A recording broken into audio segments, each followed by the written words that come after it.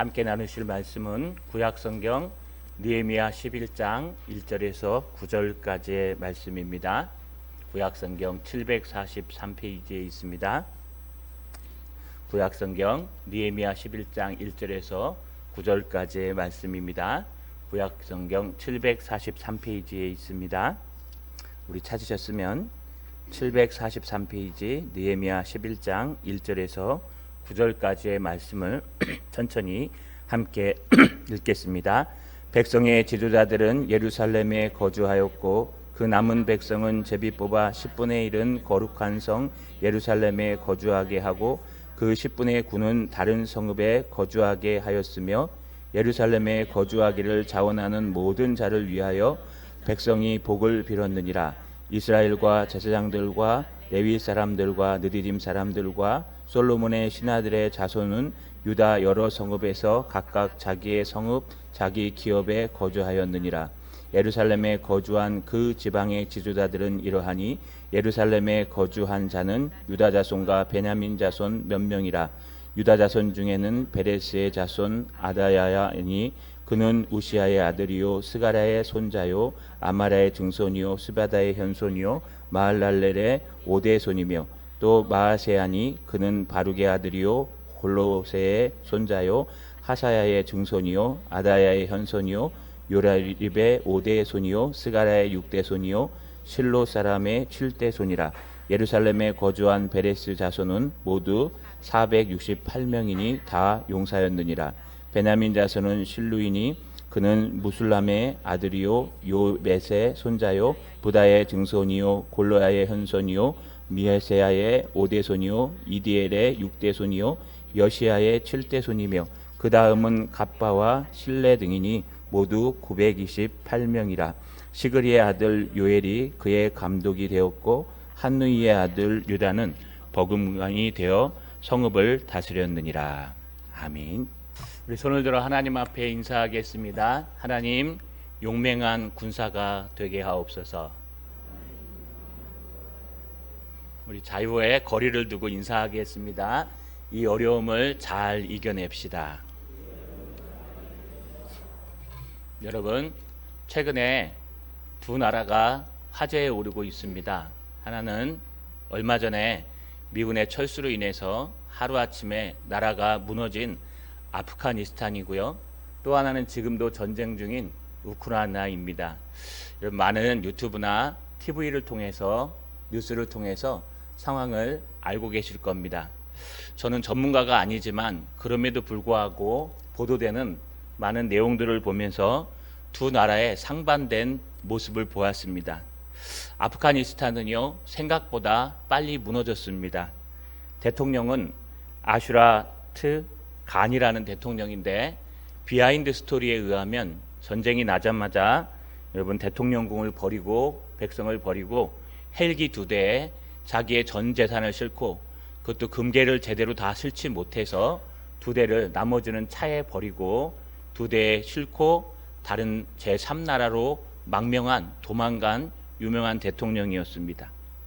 미군이 준 많은 무기에도 불구하고 그 군대들은 도주하고 또 오합지졸이 되어서 불과 생각한 것보다 더 빨리 며칠 만에 아프가니스탄은 멸망하고 그 아프가니스탄 정부의 텔레반이라는 다른 세력들이 차지하게 되었습니다. 비극적이고 고통스러움 속에서 가니 대통령은 사과문을 발표했지만 이미 여성들은 혹사당하고 많은 백성들은 나라를 잃고 어려워하고 있습니다. 반면에 러시아가 침공한 막강한 군사 2인국인 러시아가 침공한 우크라이나의 대통령은 바로 젤렌스키입니다. 저도 여기에 대한 편견이 좀 있었습니다만 코미디언 출신으로 사람들이 여러분 신물나는 정권 대신에 코미디언이라도 뽑자라는 인기를 등에 업고 대통령이 된 젤렌스키 대통령이었습니다. 그런데 막상 전쟁이 터지고 나니까 대하는 자세가 달랐습니다. 러시아는 3일 만에 다 점령할 수 있다라고 장담했지만 지금 일주일이 넘고 며칠이 지났는데도 점령하기는커녕 오히려 세태가 역전되는 현상을 볼 수 있습니다.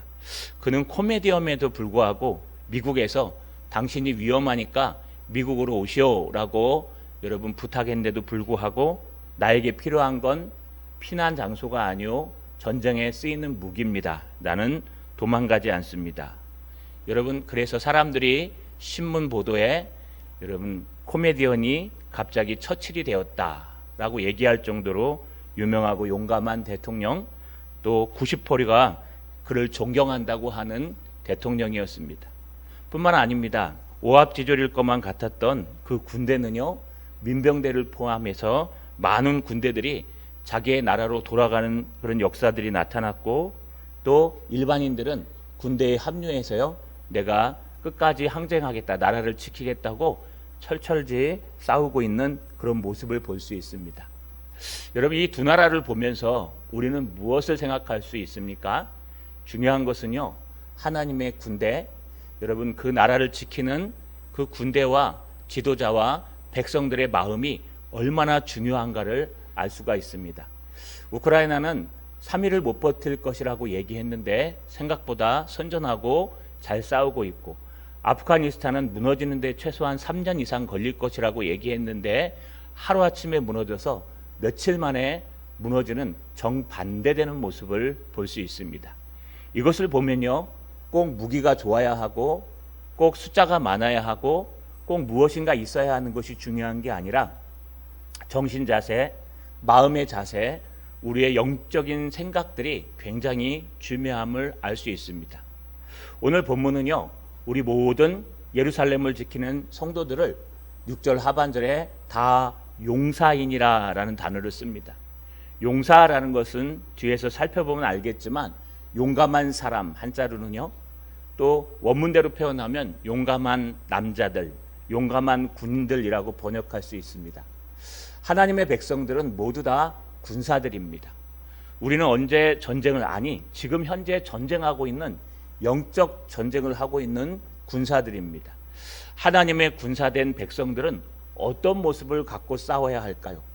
여러분의 모습에 따라서 여러분과 여러분 가정과 이 교회가 하루아침에 무너질 수도 있고, 우리의 모습에 따라서 우리 가정과 우리와 우리 교회와 이 나라가 여러분 어떤 어려움에서도 승리할 수 있다는 거 꼭 기억하시고, 오늘 영적인 군사된 우리의 모습을 살피는 귀한 대 되시기를 주님의 이름으로 간절히 소망합니다. 이스라엘 백성들은 하나님의 은혜를 받아서 신앙의 기본을 서로 언약했습니다. 신앙의 기본은 무엇이었습니까? 첫 번째, 기억나십니까 여러분? 첫 번째, 신앙의 가정을 이루어야 한다. 두 번째, 주일 성수를 해야 한다. 세 번째, 하나님 앞에 헌신하고 봉사해야 된다. 네 번째, 하나님 앞에 정한 예물을 드리되 성전세와 또 첫열매와 11조를 하나님 앞에 드리는 것이다. 이 네 가지가요, 여러분 하나님의 신앙의 기본이고, 이 기본이 지켜질 때 하나님의 나라가, 하나님의 은혜가 무너지지 않고 세워진다고 말씀드렸습니다. 이런 언약의 인침이 끝나고 나서 이제 현실에 직시하는 이스라엘 백성들에게 큰 어려움이 하나 생겼습니다. 그것이 무엇일까요? 그것은 바로 이 완성된 예루살렘, 성전이 재건되고 또 성벽이 지어진 이 예루살렘을 누가 지키냐는 것입니다. 사람들은 먹고 살아야 됩니다. 그렇기 때문에 각기 자기 고을로 돌아가서 얼마 되지 않았지만 귀환한 사람들은요, 자기의 삶의 터전이 있었고 처자식을 먹여야 살려야 되고 밭일을 해야 되고 또 농사일을 지어야 됩니다.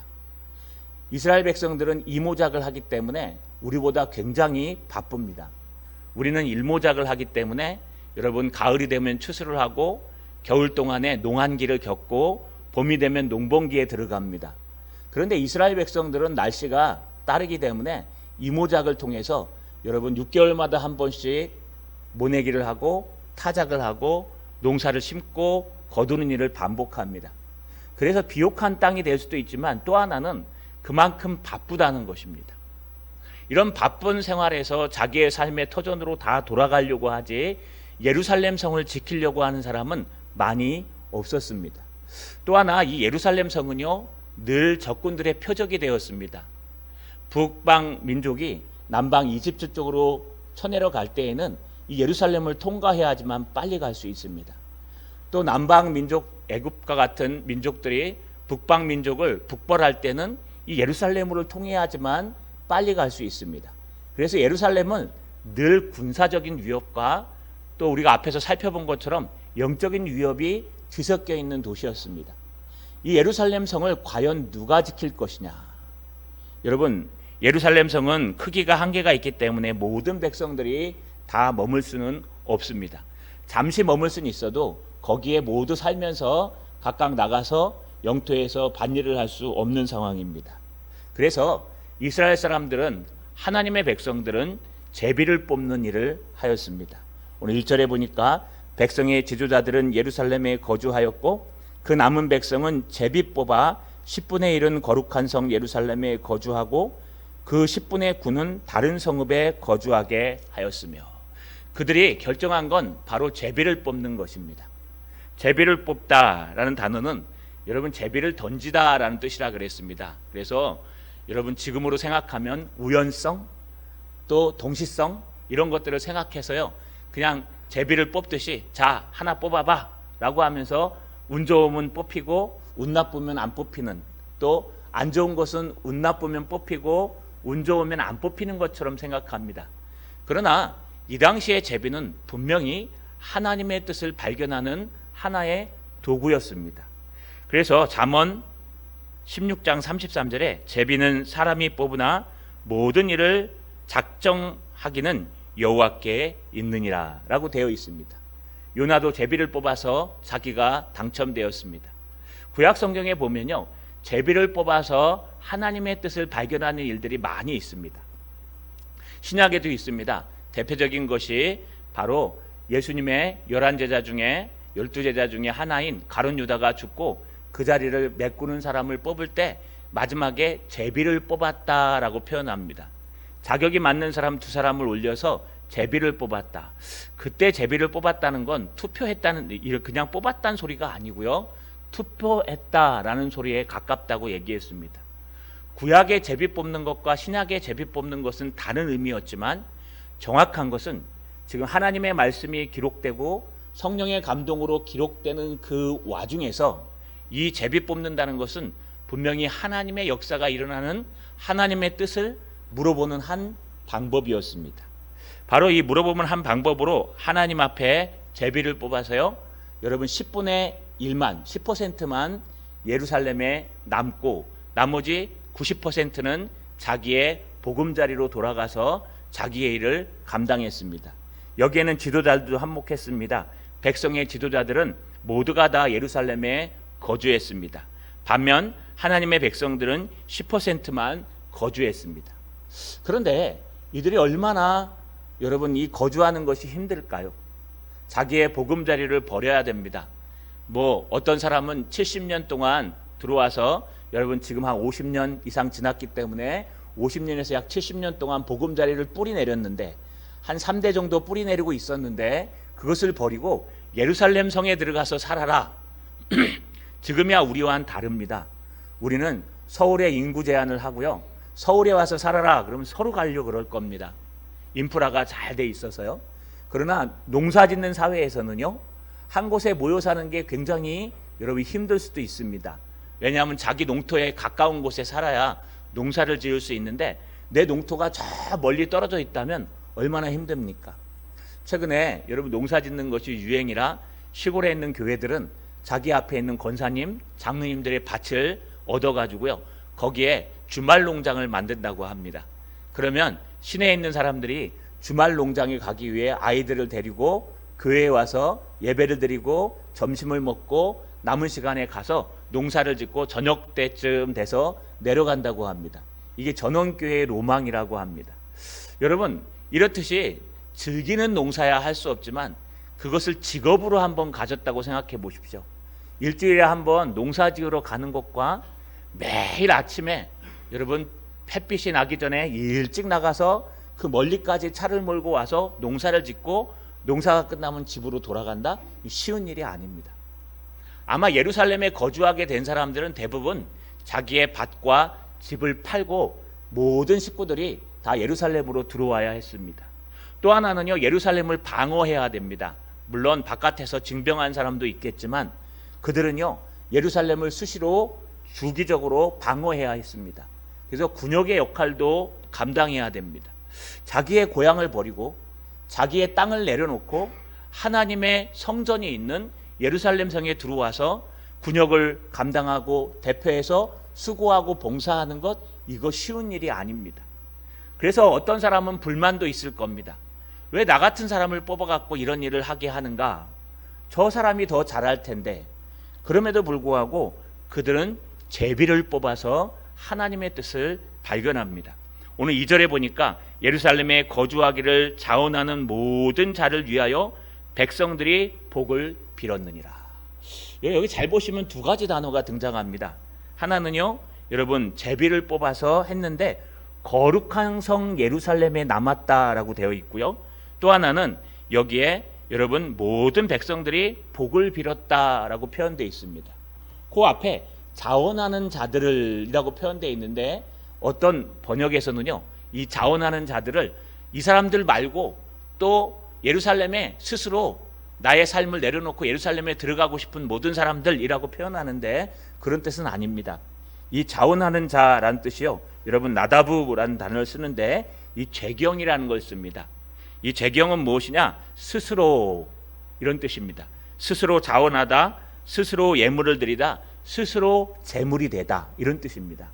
이 나다브의 재경을 쓰면서요, 무슨 뜻을 표현하냐? 앞에서 제비 뽑혀서 들어간 10명의 사람들과 지도자들이 어떤 마음으로 들어갔냐? 스스로 하나님의 재물이 되기 위해서 들어갔다.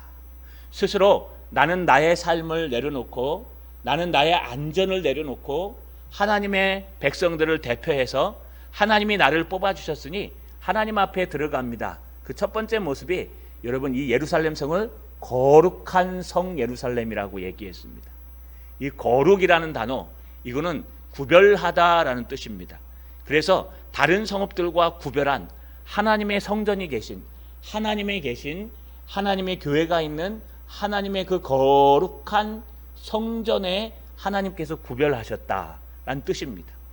또 하나 강조한 것은 모든 백성들이 복을 빌었다.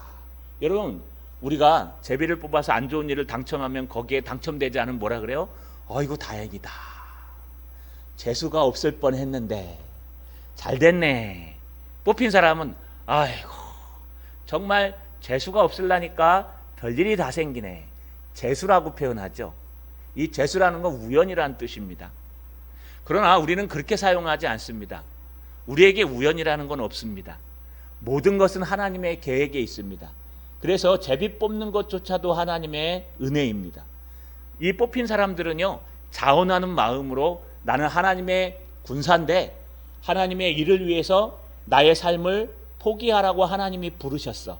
나는 자격도 되지 않고 힘도 되지 않지만 하나님의 성전을 보호하기 위해, 하나님의 성전을 지켜내기 위해, 하나님의 성읍을 지켜내기 위해 착출되고 선출된 하나님의 사람이야. 내가 똑똑해서 뽑힌 게 아니라 그저 하나님께서 선택하셔서 뽑힌 거야 라고 하고 올라가고요. 안 뽑힌 사람들은 아이고 다행이다가 아니라 복을 빌어줬다고 합니다. 이건 뭐냐 하면요, 이 복을 빌다는 단어는 중요하게 여기다 또는 존경하다라는 뜻입니다. 그래서 야 대단하다, 네가 하나님 앞에 선출됐구나, 네가 하나님 앞에 뽑혔구나, 네가 과연 하나님 앞에 선택됐구나, 정말 영광스럽다라고 하는 그 굳은 일을 감당하는데도 불구하고 그 좋은 군사들을 칭찬하고 축복해 주는 모습을 가졌다는 것입니다. 자, 여러분, 여기서 우리는 큰 의미를 하나 발견합니다. 먼저 우리는 하나님의 좋은 군사라는 것을 잊지 말아야 됩니다. 하나님의 좋은 군사는요, 아프가니스탄처럼 오합지졸에 그저 돈만 벌려고 하는 군사가 아니라 나의 목숨을 바쳐서 나라에 충성하고 나를 세우신 왕께 충성하는 자들의 좋은 군사입니다. 하나님에게 좋은 군사는요, 하나님의 나라를 지키기 위해서 나의 삶의 현장을 잠시 접어두고 나의 일터를 잠시 내려놓고 하나님 앞에 헌신하고 봉사하며 성전 가까이에, 하나님 가까이에 가기를 몸부림치는 사람이 좋은 사람입니다. 굳은 일을 할 때 내가 앞장서서 하는 것도 중요하지만 하나님이 세우시면요, 아멘하고 하필이면 내가 뽑혔네가 아니라 정말 나같이 못난 사람을, 하필이면 저 같은 사람을 선택하셨으니 한량없이 부족한 제가 최선을 다하겠습니다 라고 하는 하나님 중심의 신앙, 성전 중심의 신앙, 자원하는 마음의 신앙을 가져야만 우리는 하나님의 좋은 군사가 될 수 있습니다. 누가 내 모든 것을 내려놓고 싶겠습니까? 누가 나의 시간을 쪼개어 하나님 앞에 서겠습니까? 누가 은혜를 받았다고 해서요, 자원하는 마음으로 헌신할 수 있겠습니까? 이것은 아무나 할 수 있는 것이 아닙니다. 그러나 하나님의 좋은 군사들은요, 나의 모든 삶보다 우선이 하나님이 우리에게 맡겨주신, 제비 뽑아 세워주신 그 사명이 먼저라는 것을 우리는 잊지 않아야 됩니다. 우리가 하나님 앞에 자원하는 좋은 군사가 된다면 우리는 결코 무너지지 않을 것입니다. 아니요, 우리만 무너지지 않는 것이 아니라 여러분, 이 나라도 무너지지 않고 이 공동체도 무너지지 않습니다. 우리는 한 번쯤 생각해 보아야 합니다. 3절에 보니까요, 이스라엘과 제사장들과 레위 사람들과 느디딤 사람들과 솔로몬의 신하들의 자손은 유다 여러 성읍에 각각 자기의 성읍 자기의 기업에 거주하였느니라. 모두 다 복주고 축복하고 돌아갑니다. 이렇게 하나님이 뽑으신 10%, 10명 중에 1명에게만 하나님의 모든 짐을 짊어놓고 9명은 자기 집으로 돌아가서 내 삶을 감당한다? 여러분, 이렇게 생각하면 정말 이 땅에서 얘기하는 재수없는 얘기가 여기에 등장하는 겁니다. 그러나 여기에 은혜를 대입하고 여기에 하나님을 대입한다면 이 재수없다는 단어가요, 축복된다는 단어로 바뀔 수가 있습니다. 우리는 재수없다는 단어를 쓰면 안 됩니다. 왜냐하면요, 여러분, 이건 하나님의 축복이기 때문에 그렇습니다.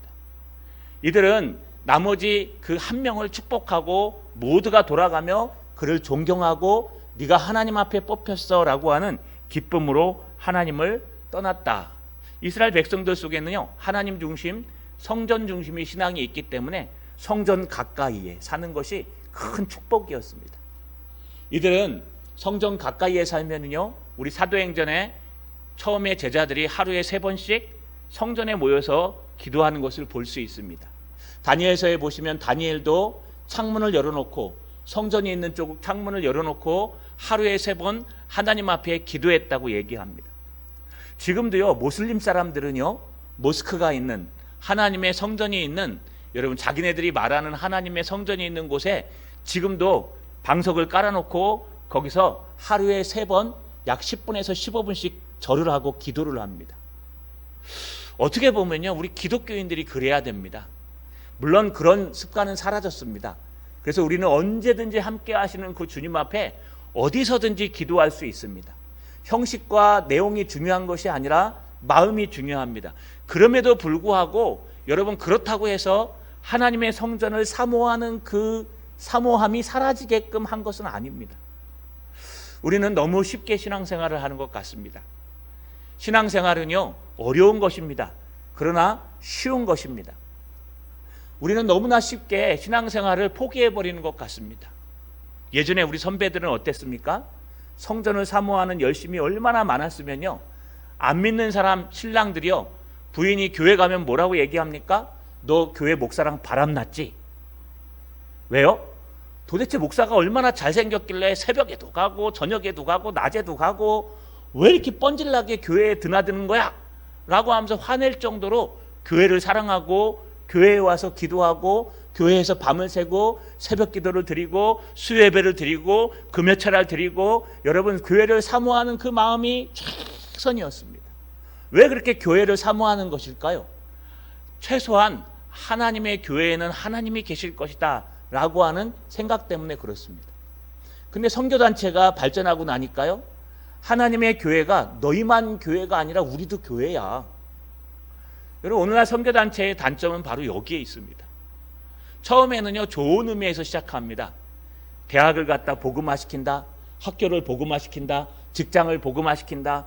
여러분, 복음화하는 건 맞아요. 그래서 우리가 선교단체라고 얘기해요. 그런데 그것이 좀 지나가니까요, 우리가 교회야.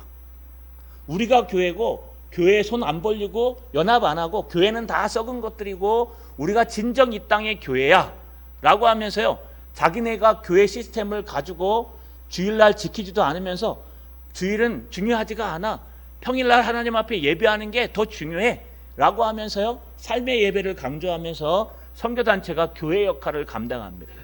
서로 보완하고 서로 함께하라고 한 단체인데요, 오히려 교회를 등지고 본인들이 교회다, 하나님의 말씀이 있으면 무조건 교회다 라고 해갖고 오늘날 많은 선교단체들이요, 독립하려고 또 자립하고 또 자기네가 최고라고 얘기하고 있습니다. 여러분, 지금은 사라졌지만 내비게이토라는 선교단체를 아십니까? 아마 여러분들 청년 때에 내비게이토라는 그 교재를 가지고 공부한 사람들이 많을 겁니다. 아주 대단한 선교단체였습니다.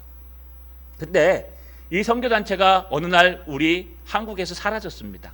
왜 그럴까요? 바로 교회론의 문제가 있어서 그렇습니다.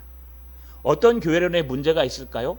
초대교회는 지금처럼 이렇게 교회가 아니라 초대교회는 파라처치다. 그래서 소그룹 모임이 교회다. 바로 이게 교회의 원산지고 우리가 교회다. 그러면서요, 교회 갈 필요 없다. 교회는 썩었다. 목사들은 돈을 받으며 사역하기 때문에 썩어갔고 우리는 자원하는 마음으로 사역하기 때문에 바르다 라고 하면서요, 학생단체, 선교단체들이 자기네가 교회라고 떠들고 앞장서는 바람에 우리 한국 기독교로부터 퇴출당했습니다. 지금은 그 교회를 사용하는 사람들도 없습니다. 여러분, 왜 이렇게 문제가 생기는 걸까요? 교회가 무엇인지 모르기 때문에 그런 것입니다.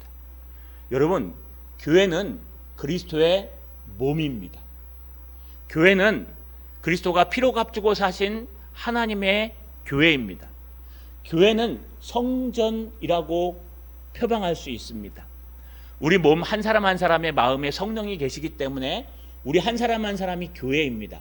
그러나 여러분, 둘이 셋이 내 이름으로 모인 곳에 내가 너희와 함께 한다고 말씀하신 것처럼 초대교회 성도들이 마가다락방에 모여서 함께 기도한 것처럼 우리는 함께 모여서 함께 예배하고 기도하는 이 교회가 하나님의 성전이요, 하나님이 계신 곳이요, 하나님이 임재하시는 가장 가까운 곳이라고 칼빈이나 어거스틴은 말하고 있습니다.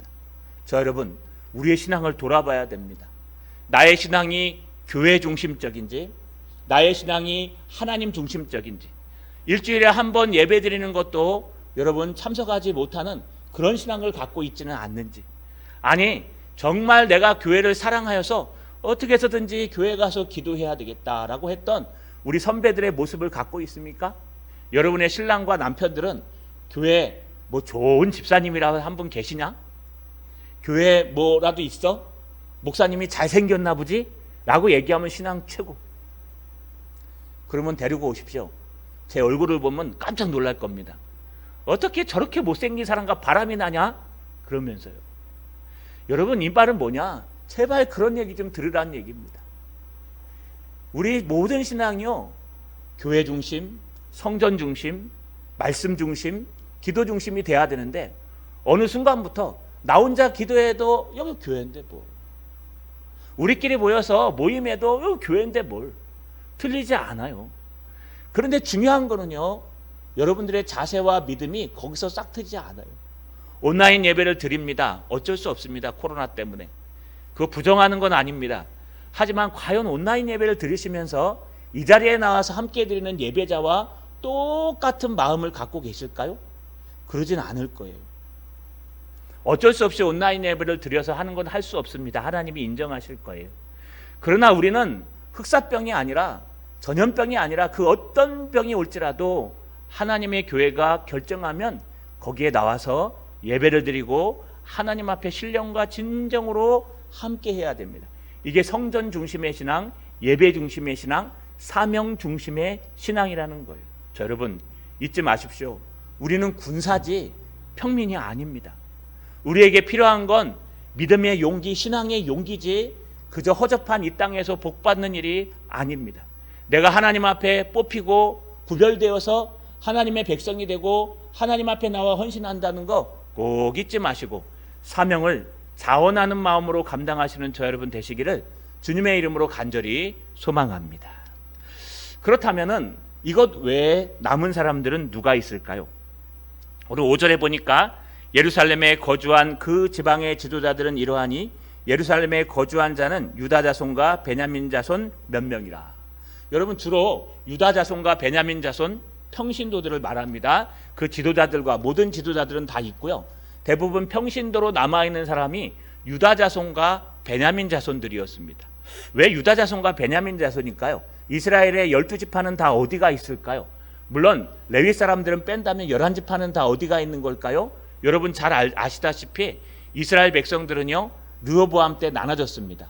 북이스라엘은 11지파가 모여서 만들었고, 여러분 9지파고요. 나머지 남유다는요, 유다지파와 베냐민 지파가 만들어서 남유다가 완성되었습니다. 북이스라엘은 BC 722년에 아수르에게 멸망당해서 그 사람들이 어디 갔는지 찾아볼 수 없을 정도로 사라졌습니다. 반면에 남유다는 BC 586년에 바벨론에 의해서 멸망당했지만 그들은 그들의 신앙을 지켜서 여러분 바벨론에서 페르시아로 넘어가면서 지금 에스라서 느헤미야서를 쓸 수 있는 포로 기한이 일어난 겁니다. 대부분 사람들이 유다 지파와 베냐민 사람들이었습니다. 그래서 여기에는 유다 사람과 베냐민 사람 얘기하면 남유다 사람들을 얘기하는구나, 하나님의 남은 백성들을 말하는구나 라고 얘기하시면 됩니다. 그런데 이 유다와 베냐민 사람 중에서 이들을 뭐라고 표현하냐, 특별히 이 유다 사람에 대해서 얘기하면서 모두를 얘기합니다. 6절에 예루살렘에 거주한 베레스 자손은 모두 468명이니 다 용사였더라. 아까 제가 말씀드렸죠. 왜 우리가 하나님의 군사이냐? 바로 여기 용사였더라는 단어 때문에 그렇습니다. 이 용사라는 단어는 힘 있는 남자, 영웅적인 남자, 탁월한 남자란 뜻입니다. 다른 말로 얘기하면 용감한 군사란 뜻입니다. 하나님의 백성들, 하나님이 뽑으시고 세우신 사람들은 용감한 군사입니다. 그렇다면 용감하지 않은 군사도 있겠죠? 여러분, 우리는 모두 다 군사입니다. 그 중에서 하나님의 사명을 감당하는 군사들은 용감한 군사라는 거예요. 좋은 군사, 충성된 군사, 용감한 군사라는 겁니다. 용감한 군사 정도 되면 어떤 사람을 뽑을까요? 여러분 전방에 가보셨습니까? 저는 전방에서 근무를 했습니다. 물론 아드님이 저보다 더 깊이 들어가신 밴도 있는데 저는 최전방 철책선에서 근무했습니다. 거기에 이렇게 북한을 보는 큰 쌍안경이 있는데요. 이 쌍안경을 딱 보면은요, 여러분들이 보는 쌍안경은 비교도 되지 않습니다. 더 멀리 보이는 쌍안경인데요. 그 안경을 딱 보면요, 북한 사람들이 초소에 근무하는데 그 사람들은 망토를 씁니다. 그리고 정복을 입습니다. 입고요, 근무를 어떻게 쓰냐? 우리나라 쪽을 보고 쓰지 않고 자기네 나라 쪽을 보고 씁니다. 두 사람이 저 북쪽을 바라보고서요, 남쪽을 바라보고 쓰지 않고. 왜 그러냐 하면 탈영하는 사람들 잡으려고요. 근데 거기 있는 사람들의 신분이요, 다 귀족들이라고 합니다. 그 중에 출신 성분이 최소한 여러분 공산당원이야 하고, 최소한 아버지가 정치 부장 정도 돼야 하고, 그런 사람들만 와서 거기에 근무를 쓸 수 있다고. 왜냐하면 바로 뛰어넘어오면 한 2, 3km, 각각 2km씩이니까 4km만 뛰어넘어오면 남한으로 여러분 항복할 수 있기 때문에, 월남할 수 있기 때문에 그들은 사상이 뚜렷한 사람을 세운다고 합니다. 이렇게 최전방에 내세우는 사람들은 가장 용감하고 가장 힘 있는 사람을 내세울 거예요. 그런데 여러분 잘 보십시오.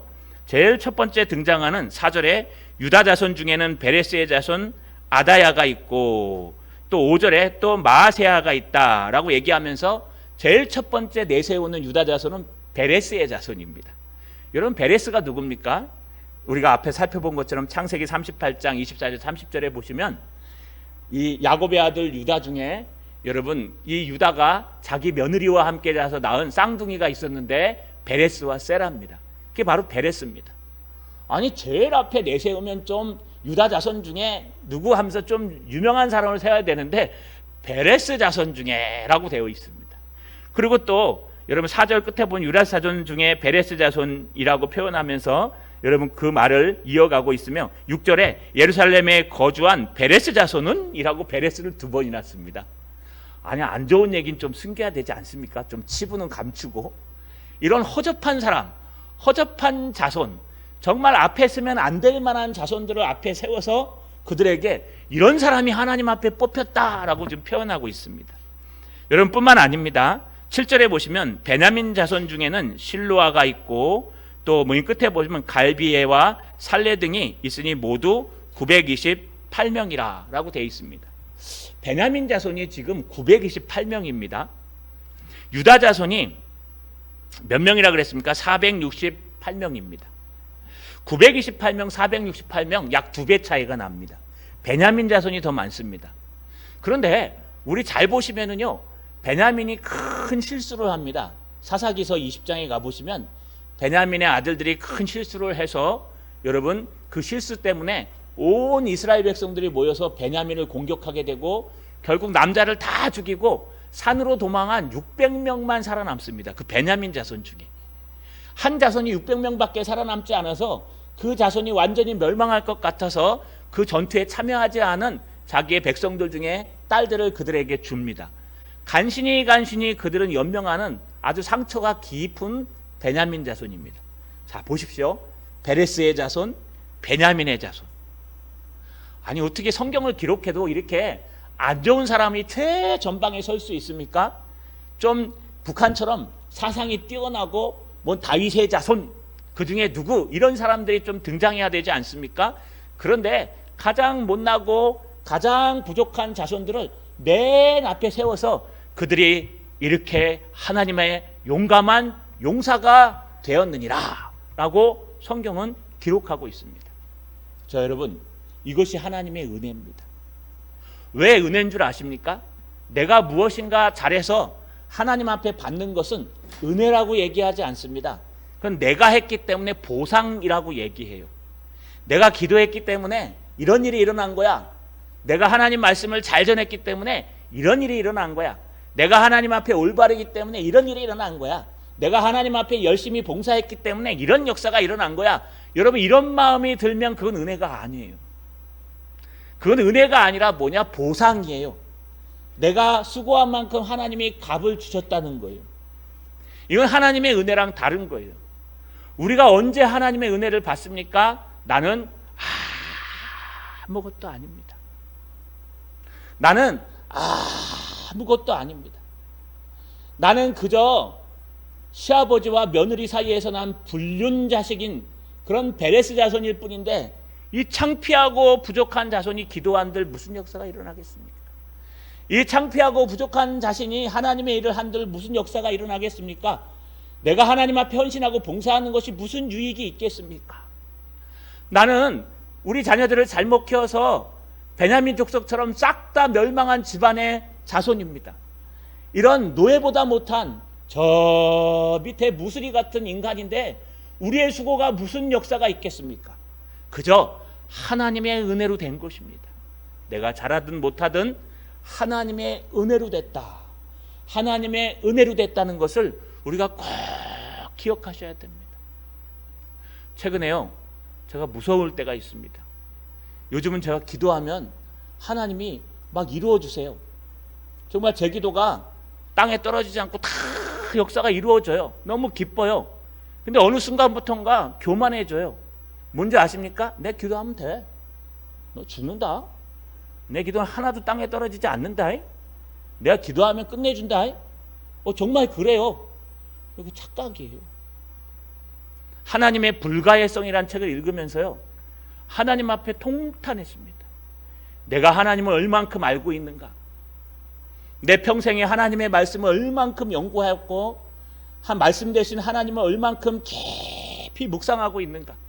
내가 그 정도나 될 수 있는가?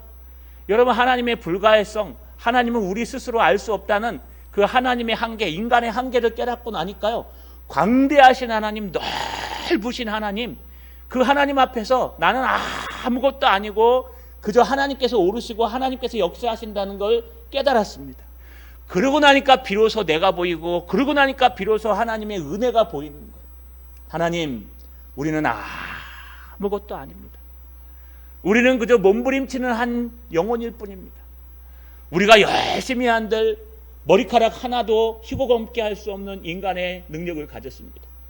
우리가 열심히 한들 사람의 마음 하나도 감동시키지 못하는, 세상 사람보다 더 못한 인품을 가졌습니다.